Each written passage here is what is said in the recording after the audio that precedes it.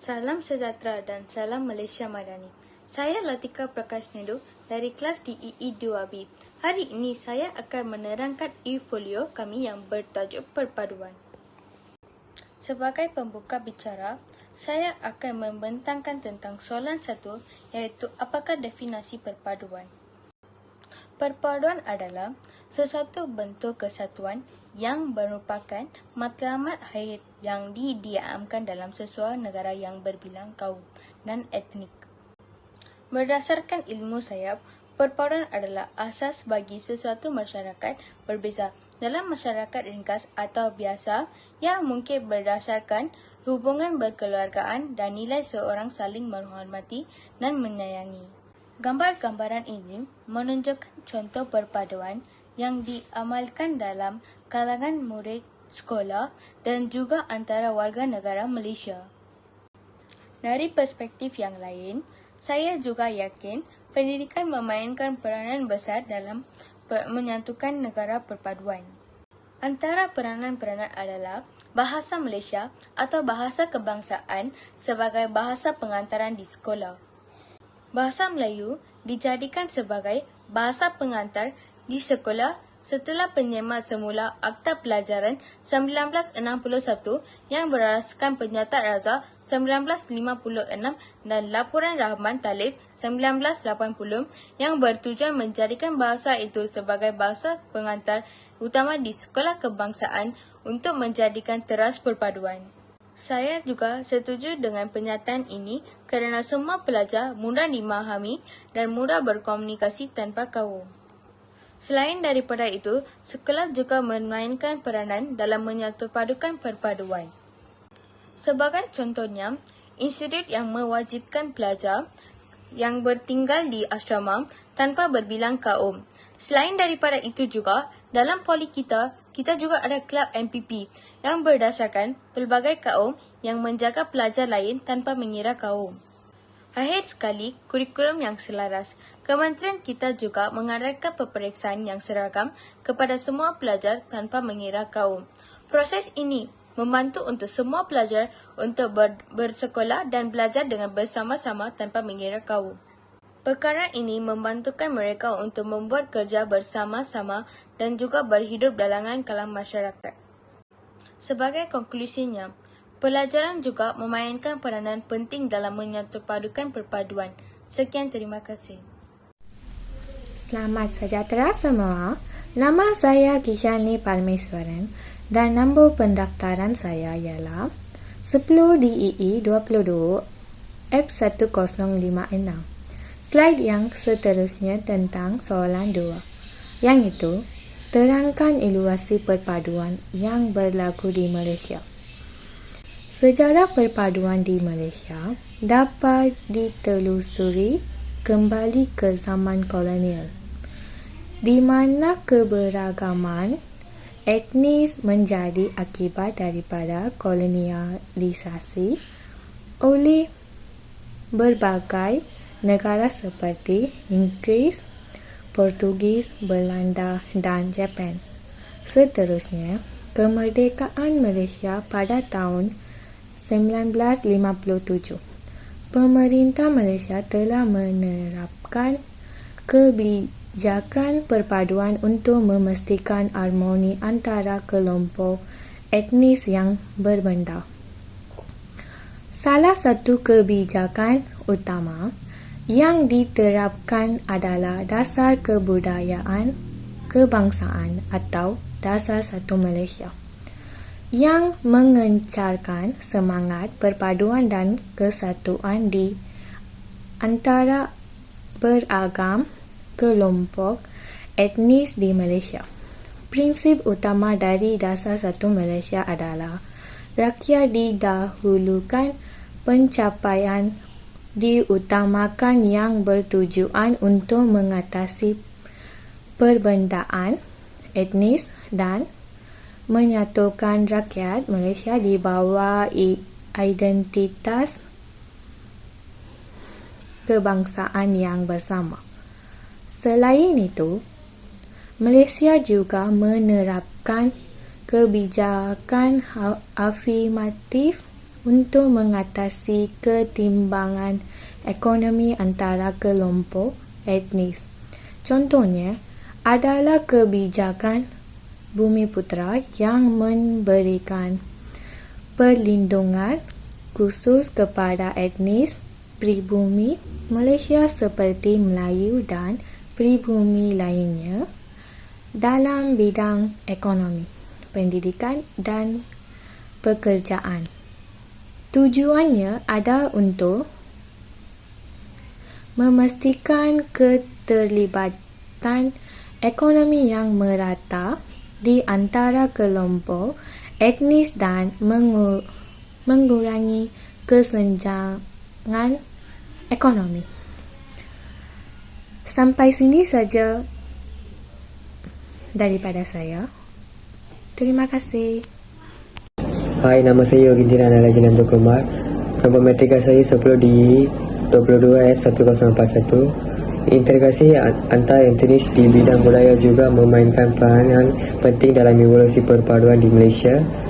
Maknanya masyarakat Malaysia mengadopsi unsur-unsur budaya dari kelompok etnis lain, termasuk bahasa, adat, istiadat, kuliner dan seni budaya.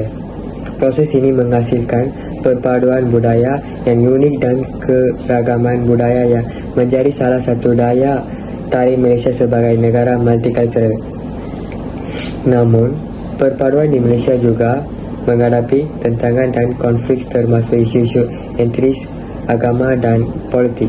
Tersedia pula ancaman terhadap harmoni antara kelompok etnis seperti polarisasi politik, ketegangan agama dan isu-isu hak asasi manusia.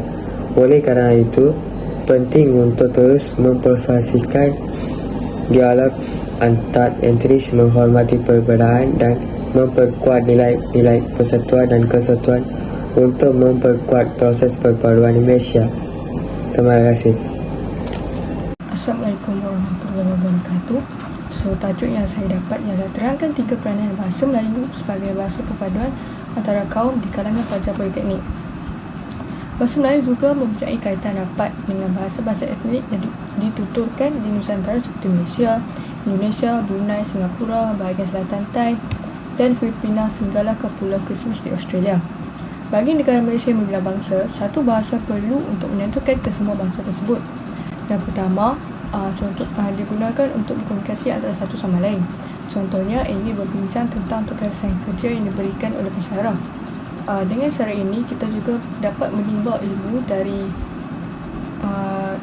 ahli masing-masing dan juga kita juga dapat menukarkan pendapat kita terhadap orang lain. Seterusnya, kita juga dapat menyatu padukan hubungan silaturahim antara sesuatu kaum. Selain itu, bahasa Melayu mudah difahami dan juga dipelajari. Setiap orang wajib menguasai bahasa Melayu. Jika mereka tidak menguasai bahasa Melayu, ia akan menjadi agak sukar untuk berkomunikasi dengan orang lain dan juga akan menyusahkan keadaan kita untuk bercakap ataupun berkomunikasi antara satu sama lain. Kerana kita duduk di Malaysia dan bahasa Melayu merupakan bahasa kebangsaan di negara kita. Akhir sekali, bahasa Melayu merupakan bahasa kebangsaan. Tidak kira kaum atau bangsa apapun, setiap orang pasti akan menggunakan bahasa Melayu untuk berkomunikasi. Bahasa Melayu juga boleh menjadi medium perantaraan untuk kita berkomunikasi di antara satu sama lain. Kesimpulannya, setiap orang wajib menguasai bahasa Melayu agar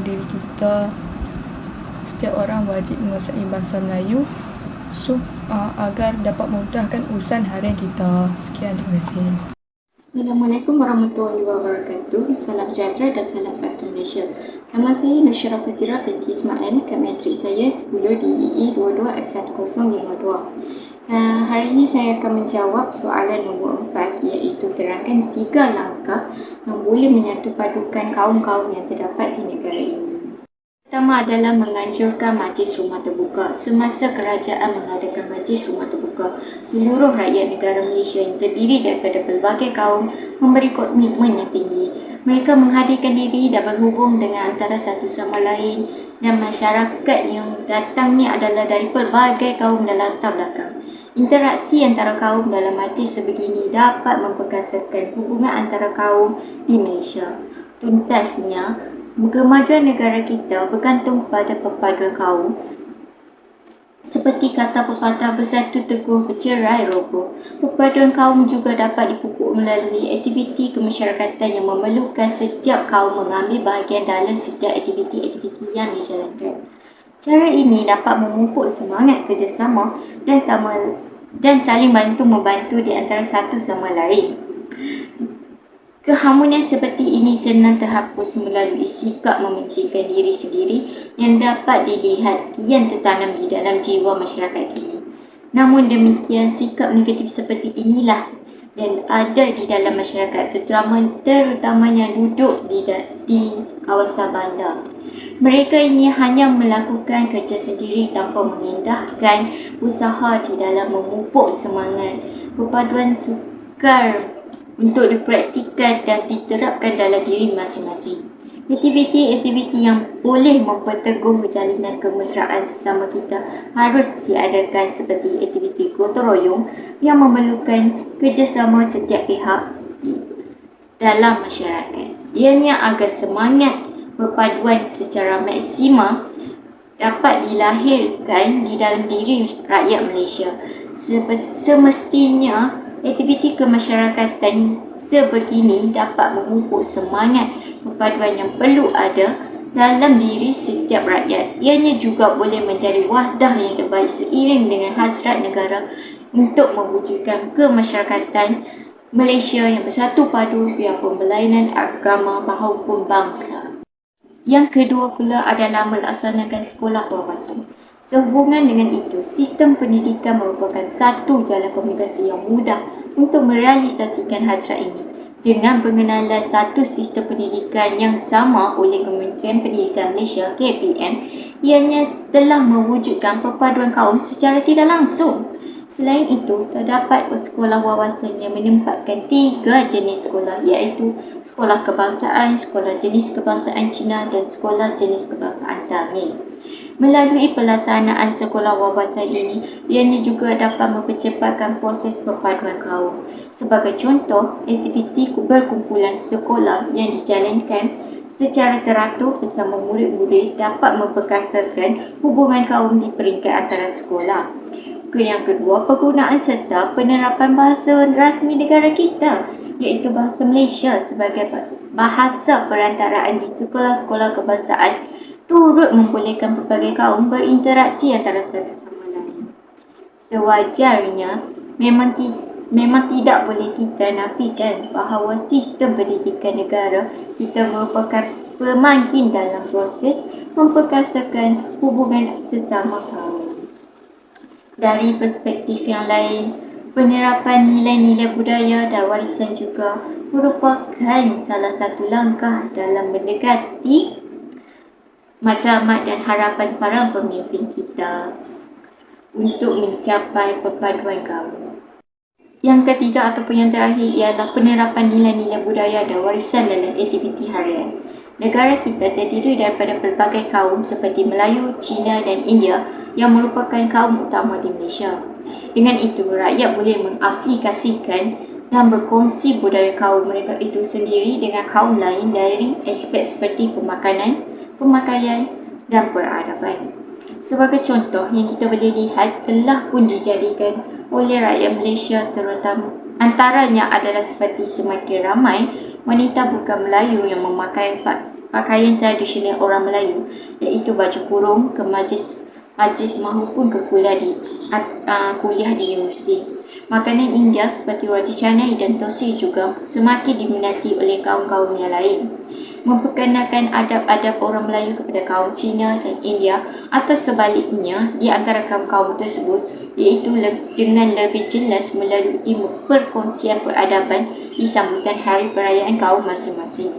Oleh itu, penerapan nilai-nilai budaya dan warisan berbelah kaum ini dapat menimbulkan rasa hormat antara satu sama lain dan seterusnya menyeratkan lagi perpaduan kaum dalam negara.